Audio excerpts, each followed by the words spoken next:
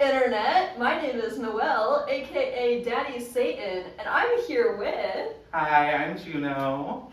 Yes, we love a good spooky drag interview. So, for today, let's go over you, your drag, and any other secrets you want to let loose to the internet. Okay. First off, can we get some round of applause for this very nice backdrop we have set up? Slay. No food, no drink. So, about your drag, when was the first time you got into drag and what led to that? Ooh, okay. The first time I got into drag was, what was the year? I think it was 2018, and I was, it was actually for theater. It was the first time I did drag. I was pretty much like a Wonder Woman like ripoff that I did. Nice. And I don't remember her name, but I loved it. I had big boobs and looked fierce. It sounds amazing. I thought I did. I looked busted looking back now, but I thought it looked amazing. That's all that matters. So after your first time in drag, you must have liked it, but what made you want to continue other than just that experience? Well, okay, so I don't really know like when it really clicked for me that I really wanted to do drag, but I must have been like 12 or something. It was way before I even started doing drag.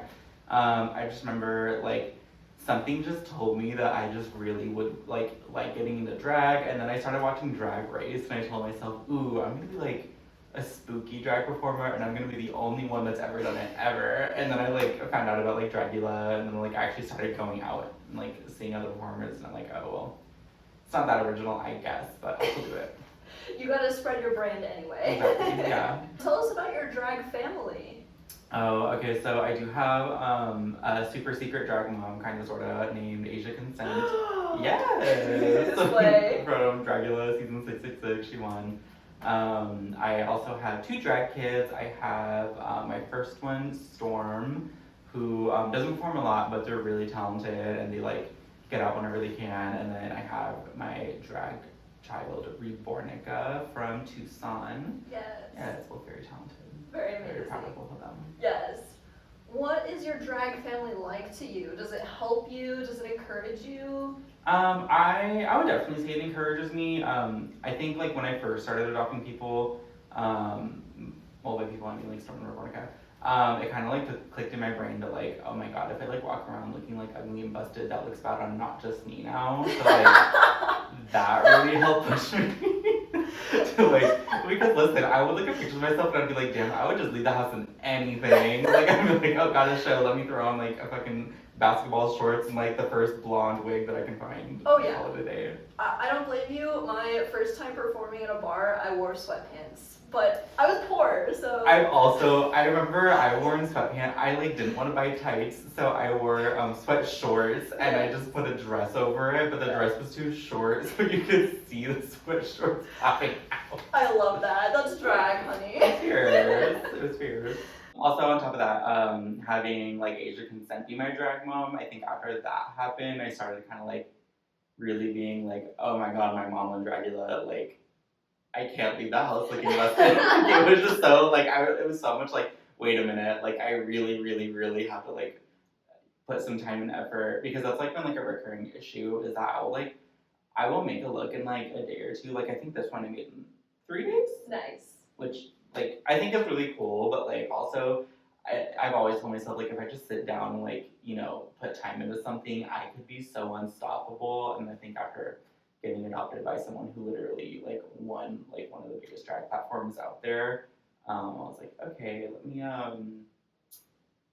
put some effort into it. Yeah. Let me actually do drag. I actually love the dichotomy of it, because now you have it coming from both ends. Literally, but yeah. It's good. It's like, it holds you accountable almost, but inspires you at the same time. And it's all for art and for community anyway. So Yeah, absolutely. just have fun.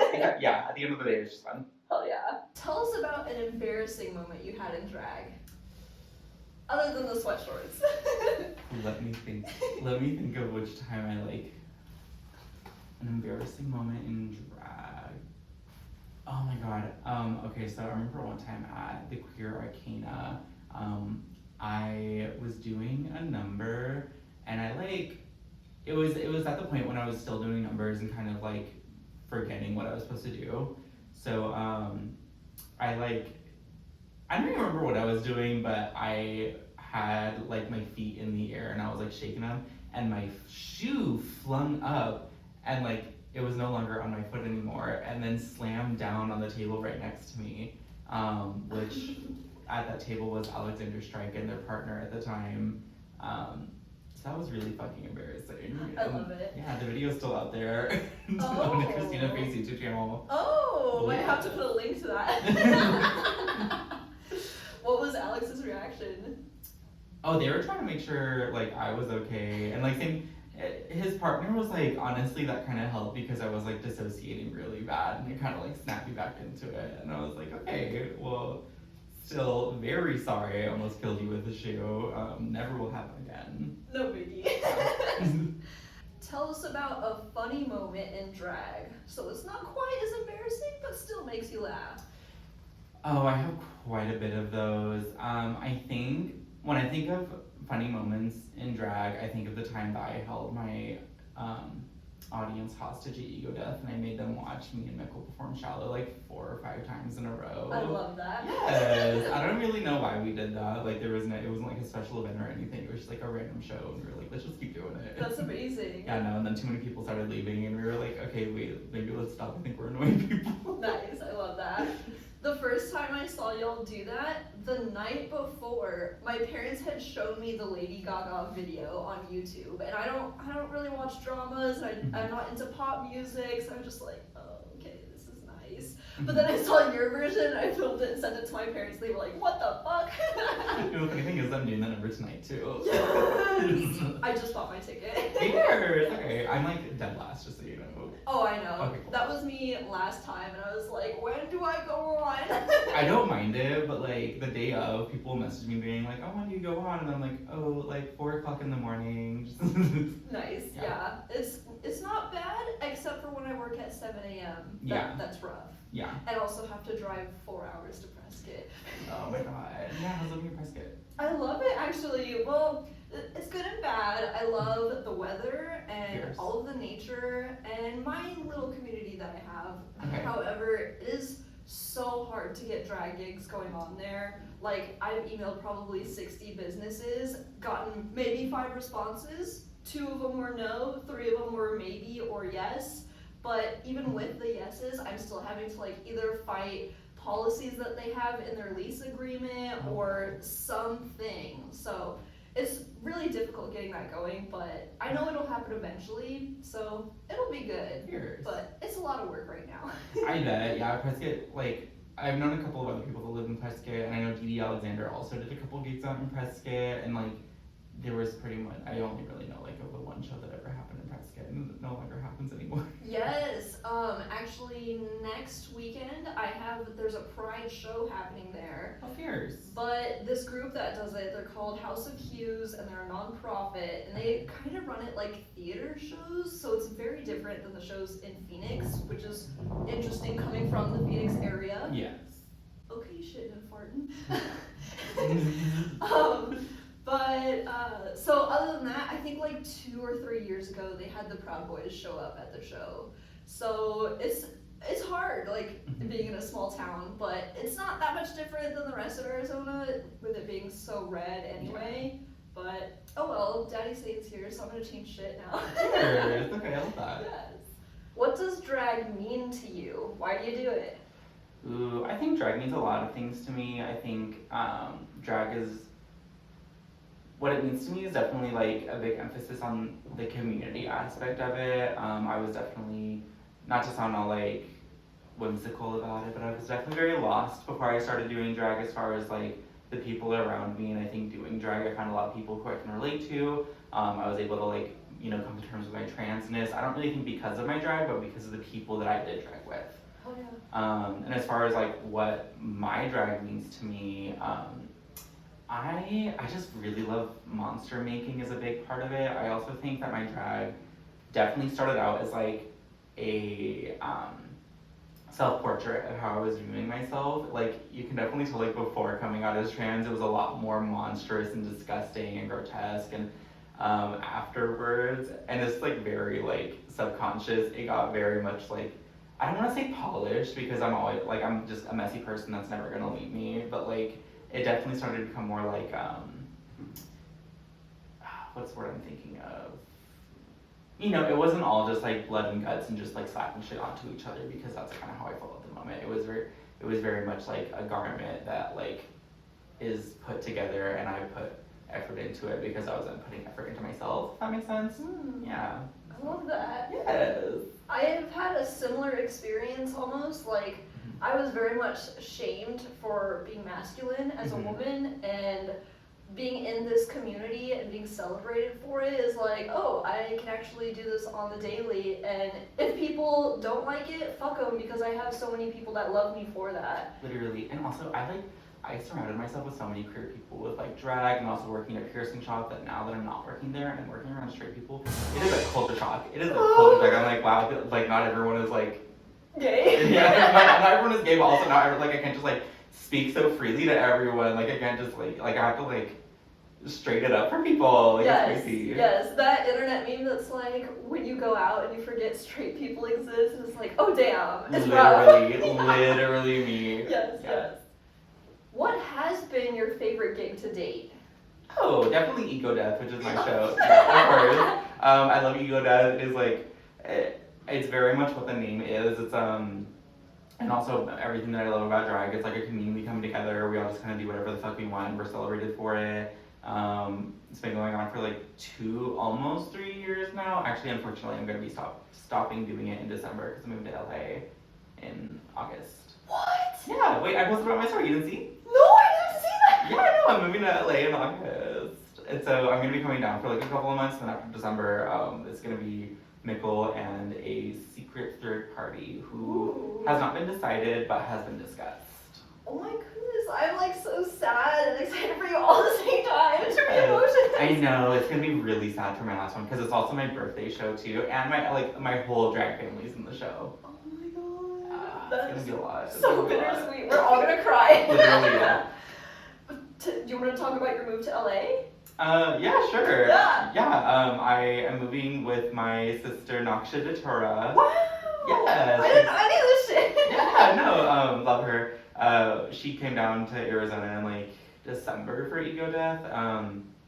But we've been like texting each other for like a while. Apparently her and Reba have been friends for like, I don't know how many years, like forever. And then then me and Noxxia just became friends, and then she's trying to move out, I was trying to move out there. It kind of like ended up being a perfect match, plus I can transfer my job out there. But yes, very excited to be doing my drag out in Los Angeles. I just got my first gig out there. Congrats! Yes.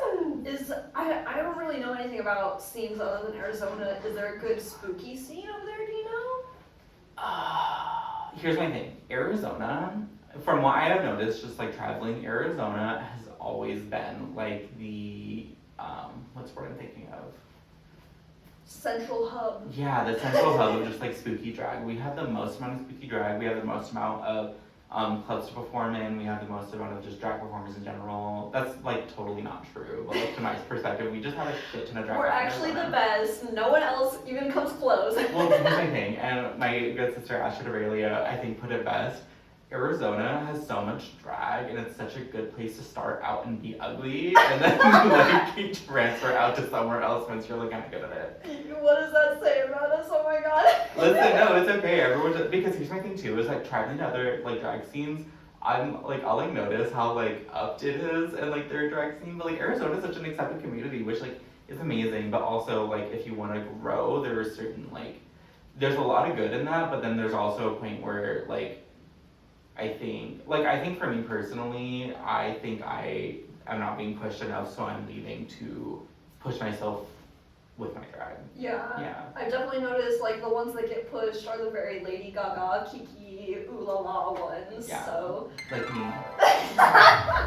No. I think you'll have a good time in LA. That'll be awesome. Me too. I'll be back. Yeah. That makes me think, I've discussed this with other drag artists, but why do you think there is so much alternative drag in Arizona?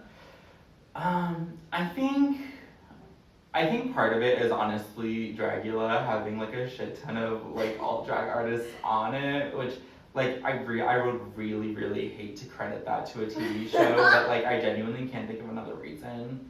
I know we also have like a big punk scene though too, so I feel like that, like, I don't know, maybe there's just like not a lot to do out here, so maybe everyone just kind of like No, Yeah. I genuinely don't. I think it's honestly because of TV. I think it's because of TV. Our brains are rotted. Literally, yeah, literally. My theory was that it's such a religious state, and I've noticed that a lot of ones in the alternative scene have come from a religious background, myself included, and I think a lot of it is a rebellion towards religion and just the community that we have here. I mean, like, Gilbert, for example, a lot of my friends call it Mormonville because there's a different Mormon church within every 5 feet or so. Yeah. So I think it's a mixture of that, maybe also the heat, and it's driven us crazy a little bit. Oh, of course. It's like melting our brains just a little bit. Yeah. Because like, why the fuck else would you want to do this? But I like that you mentioned the punk scene because I actually didn't have that correlation before, but it makes a lot of sense too. Like, there's a lot of metal out here as well, or down in the valley actually, like the Nile and the underground. There's tons of metal shows always going on, and not just metal, like good metal, good punk shows, good like Midwestern emo, except it's not Midwestern, it's fucking Arizona. Yeah. Southwestern emo. Southwestern emo. Yeah. What is your dream gig? Say there's no budget limitations, any cast limitations, nothing. Hit me with it. Ooh, my dream gig would probably be, I would definitely want to be in a large theater, and for the cast, honestly,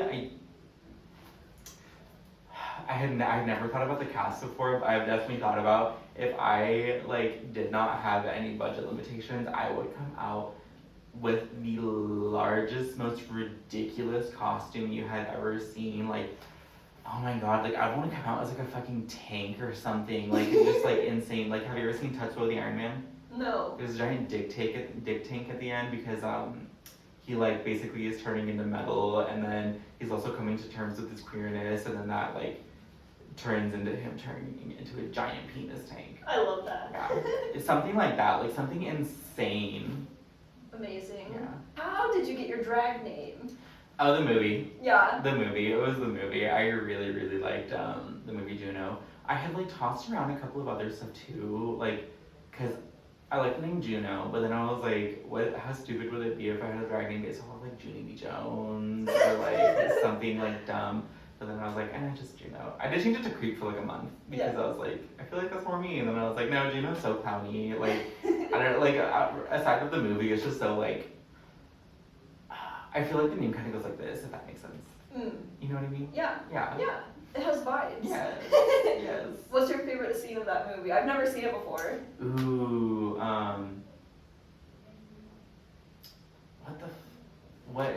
it's that guy from The Office, he goes, this is one doodle that can't be undid, home skillet, or some shit like that when he's talking about her pregnancy. Oh no, yeah. So, it was funny as fuck. I love that.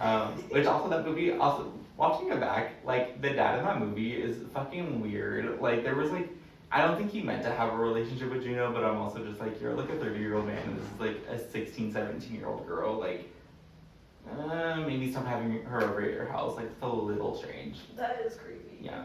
Love that. Love the movie though, I fucking love that movie. Amazing. And I love the ending too. Amazing. Do you have like a favorite up-and-coming artist or somebody you've never met that you really want to meet? Ooh, there's plenty of people that I want to meet. There's also, favorite up-and-coming artist. There's a couple. Gwendolin Cometh, I've been saying this, Gwendolin Cometh is like genuinely my favorite drag performer that I had ever seen. I love Gwendolin Cometh. I think Atheris is also a really good up-and-coming drag artist. Who is all up-and-coming right now? Here's my thing, every once in a while someone will come on the scene that is just like such a breath of fresh air, but it's, I feel like, I don't want to say it's like rare because I think everyone has their own unique perspective in drag, but like for my taste personally, like the stuff that I look for is very hard to come by in other drag artists. Like someone who's like very conceptual but also has a very strong like image to them. Like that you kind of like describes both Gwendolin and Atheris like really well. Yeah. Yes. Gwendolin's very I cool. love Gwendolin. Yes. Where can people find you?